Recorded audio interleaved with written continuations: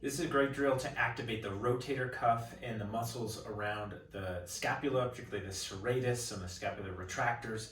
So if you're having a shoulder pain reaching overhead or out to the side, give this complex a try. So I'm gonna start with a light dumbbell. I'm gonna lay on my side, and then the position I want is kind of the front rack position in weightlifting. So it's gonna look kind of like this. A lot of times people will try to set up like that, and that's not gonna be the position that I want, because that's going to drive my shoulder forward. And so I want to get my arm here, and then I'm going to lay down. The goal here is going to keep my wrist in neutral, elbow in neutral, or elbow even with the wrist, and then I'm just going to press up overhead as high as I can without letting my elbow flare upwards. Because you can see when it flares upwards, my shoulder comes by my ear. When I bring it down, shoulder's away from the ear, and my scapula is locked in. So I'm just gonna do some presses here. If you want a pillow to support your head, that's totally fine. And you can do this on the floor. I'm doing it on a treatment table, doesn't really matter here. But I'm gonna work, and you can see the higher I get, the more my elbow wants to come up. So I'm fighting to keep this elbow down to the ground.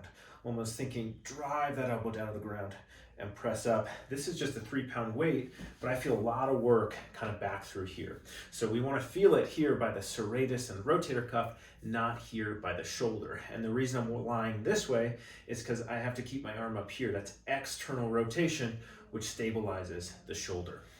So I'm going to do maybe 10, 15 reps here.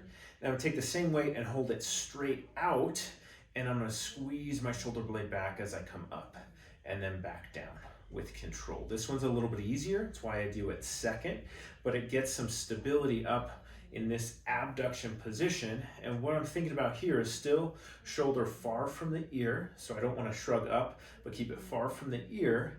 And then as I come into this position, I want to make sure the front of my shoulder, the anterior shoulder, isn't jumping forward like that, but I'm kind of locking it in with the back of my shoulder. And I can allow it to come forward here, lock it back in. So I don't need to keep it locked here. That's just kind of feels unnatural. So I want to allow the shoulder blade to move and then back up. It's almost like I'm trying to draw a big quarter circle as I come down, and then I pull forward. So that's the shoulder sideline complex. So I'm going to come here, back up. I've been doing just a couple of these, and I'm pretty tired now at the shoulder as I get both directions.